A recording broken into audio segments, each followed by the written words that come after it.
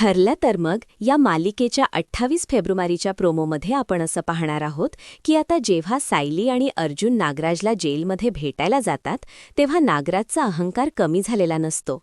तो सरळ शब्दात अर्जुनला सुनावतो की सुभेदार फॅमिलीचं सत्य जाणून घेण्यासाठी तुला माझ्या पाया पडावंच लागेल.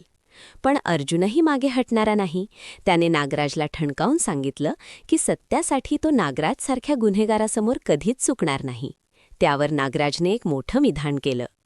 हे कोडं माझ्याशिवाय दुसरं कोणीच सोडवू शकत नाही अर्जुन सुभेदार, कारण याचं उत्तर फक्त नागराज किल्लेदारच देऊ शकतो.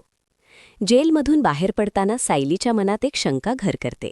नागराज बोलणार नाही हे तिला माहीत होतं, पण खरा प्रश्न वेगळाच आहे. महिपत का गप्प बसला? त्याने अचानक साक्ष का बदलली? त्याला नक्की कोणाची किंवा कशाची भीती वाटली असेल? अर्जुन आता कायदेशीर मार्गाने की आपल्या बुद्धीने हे कोढं सोडवणार?